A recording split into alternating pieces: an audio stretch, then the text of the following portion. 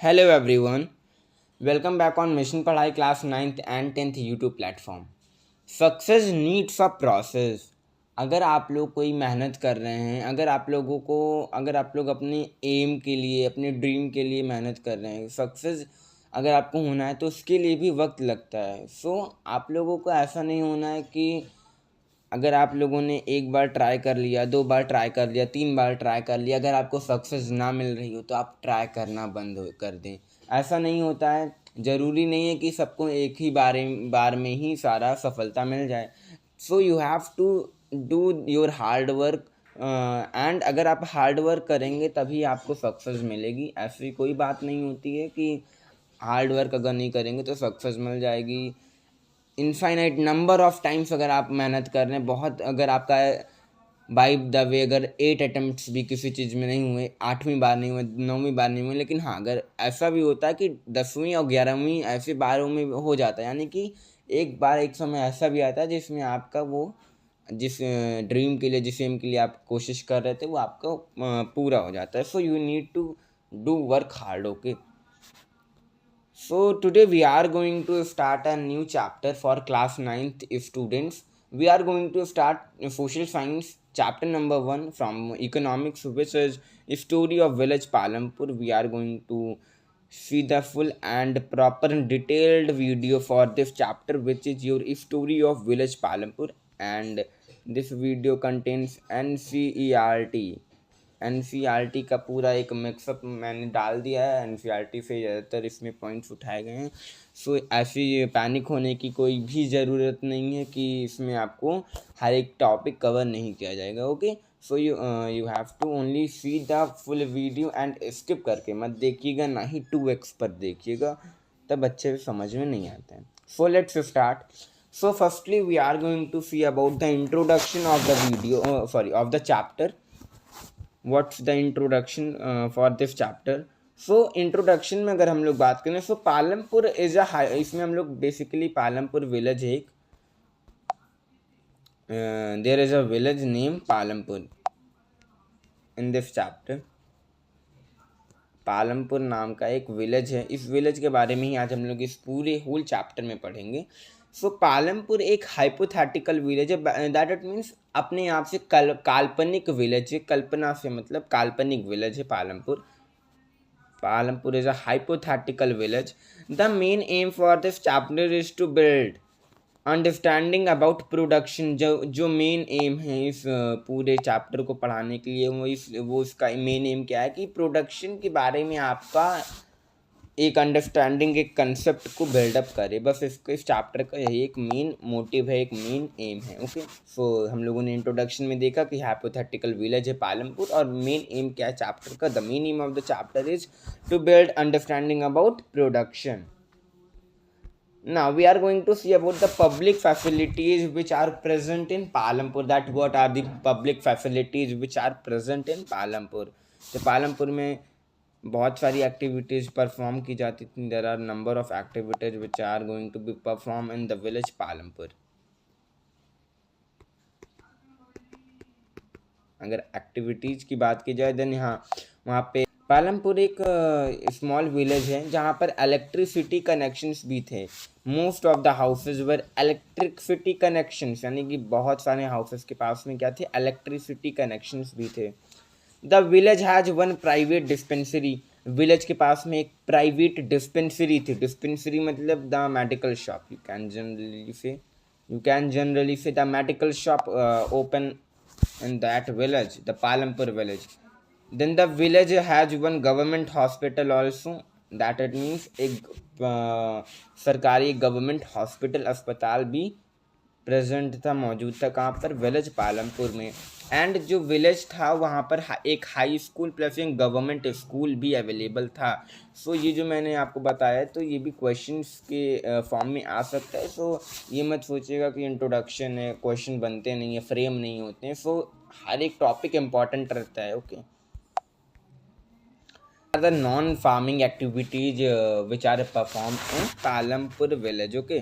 सो पालमपुर में बेसिकली बहुत सारी नॉन फार्मिंग एक्टिविटीज़ परफॉर्म की जाती थी. नॉन फार्मिंग एक्टिविटीज़ का मतलब क्या होता है, those activities which does not relate with farming, यानी कि उनसे फार्मिंग से उनका कोई लेना देना नहीं है, यानी कि फार्मिंग से रिलेशन नहीं है। नॉन फार्मिंग एक्टिविटी जो होती हैं, फॉर एग्जांपल एक आप कह सकते हैं कि अपना खुद का शॉप होना, शॉप कीपिंग करना, स्मॉल स्केल पे मैन्युफैक्चरिंग करना या प्रोडक्शन करना। देन मिल्क यानी कि डेयरी का काम हो गया। देन ट्रांसपोर्टेशन सेक्टर भी वहाँ पे था, transportation. So these all things are present in the village Palampur. Okay, then what is meant by production and what are the aim of production? What is meant by production? Production से क्या मतलब है? सो ये एक ऑर्गेनाइज्ड एक्टिविटी होती है जो कि ट्रांसफॉर्म करती है रिसोर्सेज को फिनिश्ड प्रोडक्ट्स पे। ये एक मतलब कि ऑर्गेनाइज्ड एक्टिविटी की तरह से होती है जो कि ट्रांसफॉर्म करती है रिसोर्सेज को फिनिश्ड प्रोडक्ट्स में। Okay, then what are the aim of production? So aim of production के बारे में अगर हम लोग बात करें, so producing goods and services that we want, यानी कि एम क्या हो रहता है, एम क्या होगा प्रोडक्शन का, what is the main aim of production? So produce करना गुड्स और सर्विसेज को जो कि हमें आवश्यक है, जो हमें चाहिए, ज़रूरी है। Then we are moving on a new slide, and in this slide we are going to know about what are the factors which are responsible for production. That what are the factors?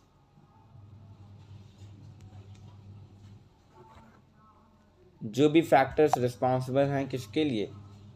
The factors are responsible for production, production के लिए all the factors. Okay, तो इसमें बहुत ही तरीके के आते हैं factors, जैसे कि हो गया कि किस तरीके के, किस टाइप के लेबर अवेलेबल हैं, लेबर हैं कि नहीं है, इलेक्ट्रिसिटी कनेक्शन, मतलब सो बहुत ही तरीके के इसमें फैक्टर्स होते हैं। मेनली मैं आपको 4 to 5 फैक्टर्स यहाँ पे बताऊँगा, सो चलिए देख लेते हैं। So the very first is for production is that the land, यानी कि लैंड होना चाहिए। A piece of land is available for the production. अगर लैंड ही नहीं अवेलेबल रहेगा तो प्रोडक्शन होगा कहाँ पर? देन लेबर होना चाहिए। लेबर में भी क्लासिफिकेशन किया जाता है स्किल्ड लेबर के बेसिस पे एंड अनस्किल्ड लेबर के बेसिस पे। So there are the classifications जिसका हम लोग आगे चल के पढ़ेंगे। देन यहाँ पे कैपिटल लिखा है, तो कैपिटल से स्टेट कैपिटल से आप लोग मत इसको रिलेट करिएगा। कैपिटल मीन्स एक्सपेंसिव थिंग और thing that which help in the form of money, you can say, है ना। कैपिटल इसको कहते हैं। कैपिटल मतलब होता है कि एक पूंजी, एक चीज़, किसी चीज़ का प्रोडक्शन करने के लिए किसी चीज़ की जो आवश्यकता पड़ती है। अगर आप कॉटन बना रहे तो कॉटन के लिए क्या ज़रूरत पड़ेगा? रॉ मटेरियल, कॉटन का। अगर आप कॉटन की शर्ट बनानी सो यू नीड द कॉटन। तो कॉटन के लिए, कॉटन आपका एक तरीके से कैपिटल के रूप में है। अगर आपको एक मशीन सेटअप करनी है, if you want to set up a machine, तो आपको एक मतलब आपको पैसों की ज़रूरत पड़ेगी, मनी की इम्पोर्टेंस पड़ेगी। ओके, सो ये सब चीज़ हम लोग पढ़ेंगे आगे। देन ह्यूमन कैपिटल में भी आगे आप लोग को बताऊंगा कि क्या होता है। Land, what is land? So land क्या होता है? लैंड और बहुत सारे नेचुरल रिसोर्सेज जो कि वाटर, फॉरेस्ट, मिनरल्स जो कि इम्पोर्टेंट रहते हैं किसके लिए? हमारे these all things are important for our, important होते हैं किस चीज़ के लिए? प्रोडक्शन करने के लिए। ओके, देन लेबर में मैंने आपको बताया था जो कि वर्क को परफॉर्म करते हैं। प्रोडक्शन रिक्वायर करते हैं स्किल्ड और अनस्किल्ड लेबर्स को। अब स्किल्ड और अनस्किल्ड लेबर्स को समझने के लिए हम we have to move on this slide. And skilled labours, who are skilled labours and who are unskilled labours. तो स्किल्ड लेबर्स की अगर मैं पहले बात करूँ, if I talk about skilled labours, तो स्किल्ड लेबर्स वो लेबर्स होते हैं दैट इट मीन्स जिसमें, मैं आपको इसको एक एग्जांपल के थ्रू समझाना चाहता हूँ। So skilled labours and unskilled labours में आज हम लोग डिफ्रेंशिएशन मतलब जो समझने वाले हैं, तो इसको मैं आपको एक एग्जांपल के थ्रू समझाऊंगा।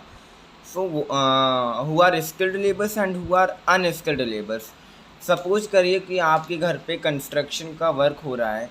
अगर वहाँ पे कहा जाए कि जितने भी आपके फिज़िकल वर्क रहते हैं, फॉर एग्जांपल जो ईंटें होती हैं, ईंटों को एक प्लेस से उठा के दूसरे प्लेस पे रखना, वो काम आप भी कर सकते हैं, कोई और भी कर सकता है, जिसके पास में बाय द वे अगर वो ऐसा पर्सन हो जो कि इलिटरेट हो, जो लिटरेट ना हो, पढ़ाई लिखाई अगर ना की हो, मगर अगर उससे काम कह दिया जाए तो वो भी इस ईंटों को उठा के यहाँ से वहाँ रख सकता है। तो ये जो आपका एग्जांपल, ये आपका अनस्किल्ड लेबर है कि आपसे वर्क हो रहा है उससे भी। और अगर स्किल्ड लेबर की बात की जाए तो अगर आप हाईटेक टेक्नोलॉजी की बात करें, या जैसे आप कंप्यूटर मशीन बनानी है, तो उसके लिए तो बहुत ही ज़्यादा दिमाग की ज़रूरत पड़ती है।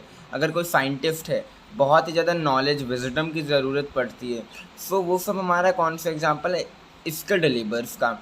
ऐसा नहीं है कि दोनों लेबर अनस्किल्ड लेबर्स का कोई यूज़ ही नहीं है, बहुत ही ज़्यादा यूज़ है अनस्किल्ड का भी और स्किल्ड का भी, दोनों इक्वली, दोनों लेबरर्स का इक्वली यूज़ है फिजिकल और मेंटल दोनों ही तरीक़ों के वर्क के लिए। ओके, सो ये है आपका classification between skilled and unskilled labours. Okay, so I hope that you will understand.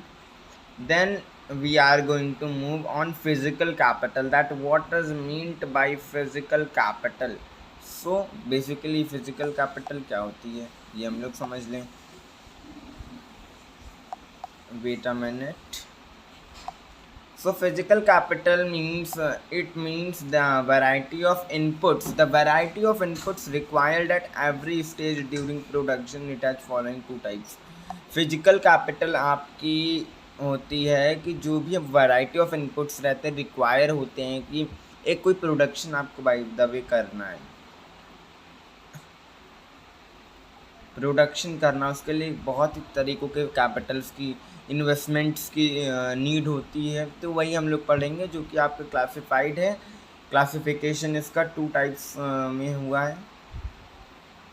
सो जो कि आपका फिक्स्ड कैपिटल, वर्किंग कैपिटल, आपका इसका क्लासिफिकेशन है।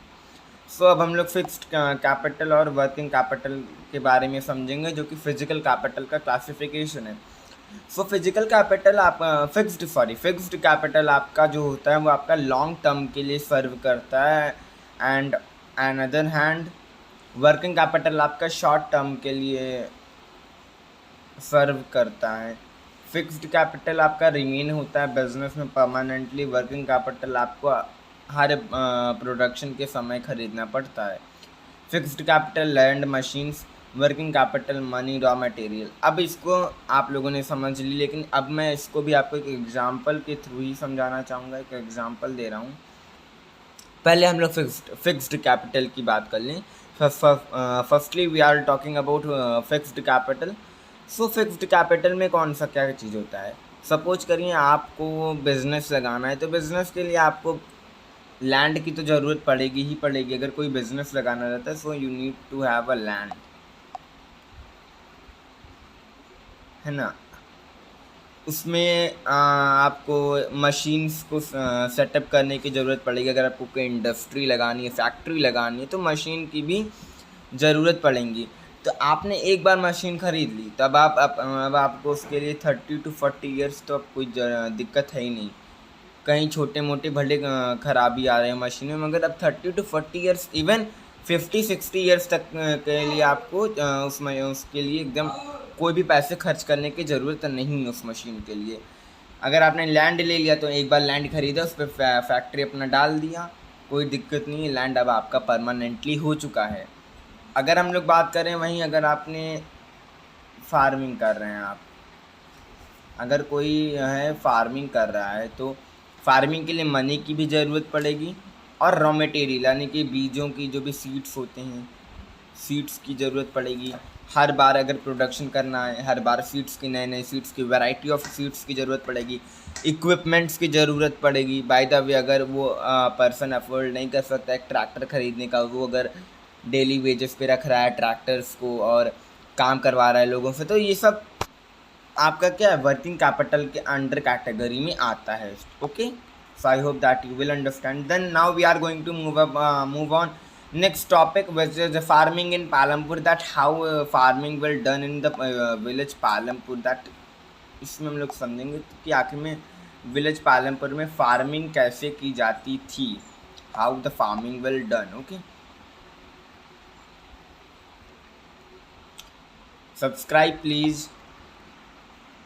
सो फार्मिंग हमारी कुछ बेसिस पे की जाती थी। सबसे पहला वहाँ पे जो लैंड था वो फिक्स था, यानी कि लैंड ये नहीं था कि लैंड तो हमेशा फिक्स ही रहता है ना,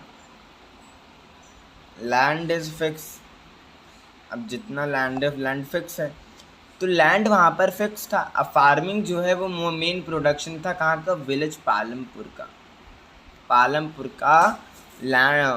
का फार्मिंग जो हमारा था मोस्ट इम्पॉर्टेंट था और मेन प्रोडक्शन भी था, एक्टिविटी जो कि आपका पालमपुर विलेज का था। ओके, देन 75% जो पॉपुलेशन थी वो प्रैक्टिस करती थी किसको, एग्रीकल्चर को 75 more than 75% of the population practice agriculture. The well being of these people is closely related to production of the farms. जो वेल बींग था रिलेट करता था, वो क्लोजली रिलेट करता था प्रोडक्शन फार्म्स से। ओके, सो ये आपका पॉइंट था जो कि लैंड फिक्स था और वहाँ पे मोर than 75% of the people population practised agriculture. Now we are going to move on a new slide. So in this slide we are going to know that is there a way anyone can grow more than one crop on same land? क्या यह possible है, क्या यह मुमकिन है कि क्या कोई एक पर्सन, एक व्यक्ति एक ही लैंड पे, सेम पीस ऑफ लैंड पर मोर देन वन क्रॉप्स को ग्रो करे, मोर देन वन क्रॉप को ग्रो करे? क्या ये संभव है, क्या ये संभव है? तो इसका आंसर मैं पहले ही आपको दे रहा हूँ that yes it is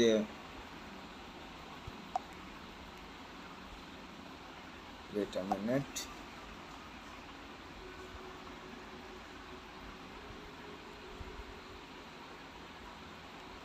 yes it is possible, मगर कैसे पॉसिबल है, क्या उसके लिए फैक्टर्स हैं, सो अब हम लोग उसको डिस्कस करेंगे। सो रेनी सीजन में जो होता है खारिफ फार्मर ज्वार और बाजरा को ग्रो करते हैं कल्टीवेशन से, जो कि पोटैटो बिटवीन अक्टूबर एंड दिसंबर। ठीक है, रेनी सीजन में क्या होता है, खारिफ क्रॉप्स लगाई जाती हैं। खारिफ क्रॉप्स आप लोगों ने पढ़ा ही होगा 8th क्लास में साइंस में, the crop production and management chapter रहा होगा। तो उसमें आप लोगों ने खारिफ, राबी एंड जायद क्रॉप्स के बारे में all the 3 types of crops आपने पढ़ा होगा। तो उसमें जो खारिफ क्रॉप्स होती है ज्वार बाजरा, उसी के साथ साथ फार्मर्स क्या ग्रो करते हैं, पोटैटोज को भी ग्रो करते हैं। तो ये आपका क्या है, मल्टीपल फार्मिंग का एक तरीके से आपका ये एग्जाम्पल है। ये आपका जो फार्मिंग है ये मल्टीपल फार्मिंग है कि एक ही पीस ऑफ लैंड पर अगर एक से ज़्यादा क्रॉप को ग्रो किया जा रहा है, so it is a example of multiple cropping. Then in winter में जो फार्मर्स होते हैं वो ग्रो करते हैं वीट को, और एक पार्ट होता है लैंड का जो कि डिवोट किया जाता है शुगर केन को, और हार्वेस्ट होता है एक ही साल में, वंस एवरी ईयर, एक साल में एक बार, due to well developed irrigation. और फार्मर जो हैं वो ग्रो करते हैं सीड्स को। देन इलेक्ट्रिसिटी जो होता है वो ट्रांसफॉर्म करता है सिस्टम, यानी कि जो आपका डेवलपमेंट भी हो रहा है उससे भी बहुत सारा आपका क्रॉपिंग सिस्टम में भी बदलाव आ रहे हैं। इलेक्ट्रिसिटी ट्रांसफॉर्म कर रहा है सिस्टम ऑफ इरिगेशन को। Multiple cropping means, multiple cropping का क्या मतलब होता है, multiple cropping means that it means to grow more than one crop, यानी कि एक क्रॉप से, एक फसल से ज़्यादा एक ही पीस ऑफ लैंड पर ग्रो करना आपका क्या कहलाता है, मल्टीपल क्रॉपिंग आपका ये कहलाता है। Okay, then another way for higher yield is modern farming. एक और है कि HYV सीड्स को लगाया जाता है, पुट डाउन किया जाता है HYV seeds, high yielding variety seeds को लगाया जाता है, जो कि मॉडर्न फार्मिंग का एक मेथड है जिससे आपका मल्टीपल क्रॉपिंग डन होता है, यानी कि एक पीस ऑफ लैंड पे एक से ज़्यादा तरीके के क्रॉप्स लग सकते हैं, मोर देन वन क्रॉप्स। अब हम लोग बात करने जा रहे हैं 1960s की, कि 1960 में क्या हुआ था। तो 1960 में ग्रीन रेवोल्यूशन आया था जो कि इंडियन फार्मर को बताया जा रहा था, उसमें इंट्रोडक्शन हो रहा था कि आप HYV सीड्स के मदद से वीट और राइस को भी ग्रो कर सकते हैं, कल्टीवेट कर सकते हैं। सो ये था आपका ग्रीन रेवोल्यूशन के बारे में। देन अब हम लोग पढ़ने जा रहे हैं विल द लैंड सस्टेन। तो इसको भी एक बार पहले हम लोग रीड करेंगे, then we are going to see full and proper explanation, detailed explanation of this. So modern farming method जो है वो ओवर यूज्ड होता है natural resources base due to the increased use of chemical. इसमें पूछा गया है कि क्या लैंड सस्टेन, लैंड क्या सुरक्षित है, क्या कभी ख़त्म हो सकते हैं, क्या वो अभी रहेंगे। मतलब इसमें एक तरीके से पूछा गया विल द लैंड सस्टेन, क्या कभी लैंड ख़त्म हो सकते हैं। तो मॉडर्न फार्मिंग मेथड जो है हमारा एक तरीके से वो हमारा इंक्रीज कर रहा है, केमिकल फर्टिलाइजर्स का यूज को इंक्रीज कर रहा है, जो कि फर्टिलिटी जो सॉइल की होती है उसको रिमूव कर रहा है, डैमेज कर रहा है, लॉस कर रहा है। नेचुरल रिसोर्सेज जैसे सॉइल फर्टिलिटी और ग्राउंड वाटर जो है वो आपका डिस्ट्रॉय हो रहा है, जो कि बहुत डिफ़िकल्ट है रिस्टोर करना। यानी कि अगर हम लोग इस तरीके के इक्विपमेंट्स को, मॉडर्न फार्मिंग के मेथड्स को, केमिकल फर्टिलाइजर्स को यूज करके अगर हम लोग कोई भी कल्टीवेशन कर रहे हैं तो उससे लैंड को हमारे क्या हो रहा है, नुकसान हो रहा है। So will the land sustain, तो इसका मतलब क्या है कि लैंड क्या सही ढंग से इस्तेमाल किए जा रहे हैं, क्या लैंड हम आगे चल के रहेंगे, क्या नहीं रहेंगे। तो इसके बारे में हमारा टोटल था टॉपिक। सो आप लोग को क्या करना चाहिए कि आप लोग को मॉडर्न फार्मिंग अगर ज़्यादा से ज़्यादा हो तो आप लोग घरेलू तरीके से कल्टीवेशन करिए। So it's very beneficial for environment also and us also, हमें भी बहुत ही ज़्यादा फ़ायदा रहेगा। देन फार्मर के बारे में हम लोग बात करने जा रहे हैं, दैट फार्मर्स ऑफ पालमपुर। सो जो लैंड था वो इम्पॉर्टेंट था फार्मिंग के लिए। पालमपुर में 1/3 जो पॉपुलेशन थी 450 फैमिलीज़ में वो लैंडलेस थी। Dalits have no land for cultivation. 250 families cultivate small plots of land less than 2 hectares in size.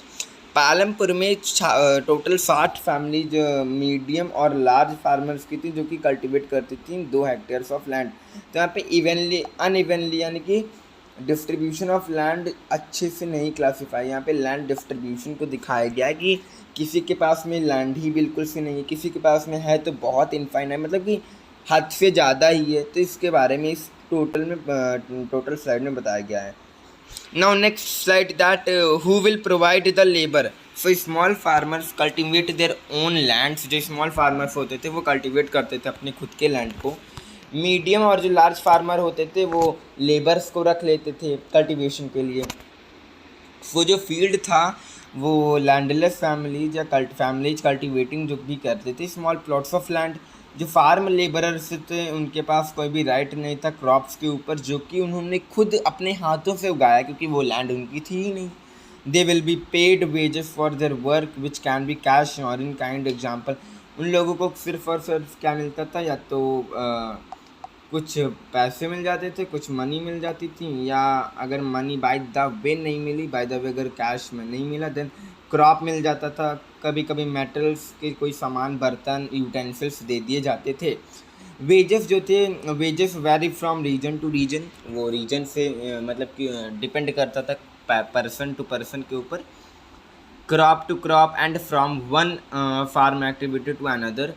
Farm labourer जो थे वो एम्प्लॉयड होते थे on the basis of on the daily basis, और या तो एक particular farm activity like harvesting और द होल ईयर के लिए ये लोग मुझको ध्यान आया, सॉरी स्टूडेंट्स। हम लोग एक बार मल्टीपल क्रॉपिंग का एक बार फिर से डिटेल्ड में समझेंगे that multiple cropping. So it is the practice of producing 2 और मोर क्रॉप। ये प्रैक्टिस है प्रोड्यूस करना क्या, 2 क्रॉप या 2 से ज़्यादा क्रॉप, 1 से ज़्यादा क्रॉप एक सेम लैंड पर एक सेम टाइम पे और एक सिंपली एक ग्रोइंग सीजन में, एक सेम ग्रोइंग सीजन में। Multiple cropping acts in enhancing the land field because more crops are grown then the benefits and money are increase as well. One example of multiple, एक example multiple cropping का क्या है, tomatoes, onions और marigolds. यानी कि एक ही field of land पे tomatoes को भी ग्रो किया गया, यानी कि इसमें क्या कहा जा रहा है कि एक ही फील्ड ऑफ लैंड पर टोमेटोज को भी ग्रो किया गया, मैरीगोल्ड को भी ग्रो किया गया, प्लस अनियंस को भी ग्रो किया गया। Then what are the non farming activities which are perform in the village Palampur. तो सबसे पहले तो हमारा डेयरी है। डेयरी के बारे में हम लोग पढ़ेंगे, that the number 1 is dairy. So dairy बहुत ही कॉमन एक्टिविटी थी। जो भी जितने भी पर्सन्स थे, फैमिलीज थे पालमपुर में, जो कि फ्रॉम देयर इट पीपल जो थे वो बफेलोज को रखते थे और उनको ग्रास और ज्वार बाजरा खिलाते थे, जिससे उनको मिल्क मिलता था, जो कि रायगंज में मिल्क सेंटर्स पर फोल्ड किया जाता था, बेचा जाता था, जिससे ये फर्दर यूज में आता था। Then small scale manufacturing, less than 50 people are engaged in manufacturing in Palampur. Small scale manufacturing मतलब क्या होता है कि छोटे मोटे लेवल्स पर अपना एक बिजनेस सेटअप करना। सो लेस देन 50 यानी कि 50 से कम पीपल क्या थे पालमपुर विलेज में, स्मॉल स्केल मैन्युफैक्चरर थे, जो कि इस एक्टिविटी को परफॉर्म करते थे। मैन्युफैक्चरिंग जो पालमपुर में था वो इन्वॉल्व करता था सिंपल प्रोडक्शन मेथड को, जो कि डन होता था एक स्मॉल स्केल पर। Most of the work is carried out at home with the help of family labour. ठीक है, फैमिली लेबर से ही ज़्यादातर वर्क होते थे, यानी कि फैमिली के ही लोग आपस में मिलजुल करके काम करते थे। लेबर को हायर किया जाता था बहुत ही रेयर चांस में, बहुत ही ऐसे चांसेस में जहाँ पर by the way family member उस समय प्रेजेंट ना हो, अवेलेबल ना हो काम करने के लिए। Then what are the transportation of Palampur. So variety of बहुत सारे व्हीकल्स चलते थे रोड, जो कि कनेक्ट करते थे पालमपुर को रायगंज से, जहाँ पे मेन मिल्क सेंटर था, जहाँ पे डेयरी वाला जो मैंने कंसेप्ट बताया था अभी आपको। जो रिक्शा वाले थे, तांगा वाले थे, jeep, tractor, truck driver are involve in transport services. The ferry people and goods, यानी कि पीपल को लोगों को, सामानों को एक जगह से दूसरे जगह पे पहुंचाया जाता था। जो नंबर ऑफ पीपल इन्वॉल्व थे ट्रांसपोर्ट पे वो ग्रो करते थे over the last several years. Then shopkeepers of Palampur. So people involved in trade are not many. Wide range of items such as rice, wheat, sugar, soap, toothpaste. People involved थे trade में वो बहुत ज़्यादा नहीं थे, मतलब इसमें लेस पीपल्स इन्वॉल्व थे शॉपकीपिंग में। जो ट्रेडर थे वो बाय करते थे गुड होल सेलर से और सेल करते थे मार्केट्स में। फिर जो स्मॉल जनरल स्टोर्स बहुत कम थे, यानी कि थे अप्रॉक्सीमेटली, आप समझ लीजिए बहुत ही ज़्यादा कम थे। There are small general stores in the Palampur, छोटे छोटे स्मॉल जनरल स्टोर्स भी थे। वाइड रेंज ऑफ आइटम्स जैसे कि such as rice, wheat, sugar, soap, toothpaste, eatables are available in store. General store है तो यहाँ पर तो ये सब चीज़ अवेलेबल रहेगा ही रहेगा। कहाँ पे जनरल स्टोर्स में। ओके, देन या students, it's time to end of the session, so we are going to end this session and personally अब मैं बता रहा हूँ आप लोगों को कि ये चैप्टर इम्पॉर्टेंट रखा है आपके सिलेबस में, क्योंकि ये चैप्टर 1 है और चैप्टर 1 से भर भर के क्वेश्चन आते हैं। ठीक है, तो आप लोग इस चैप्टर को हल्के में मत लीजिएगा। प्लस आप लोग अगर इस चैनल पर नए हैं then do subscribe the channel and don't forget to press the bell icon. Also bell icon को प्रेस करना मत भूलिएगा। सब्सक्राइब कर दीजिएगा, सब्सक्राइबर बढ़वाइए थोड़ा सा तो। ठीक है, व्यूज़ करिए, शेयर करिए, लाइक करिए। एंड हाँ, अब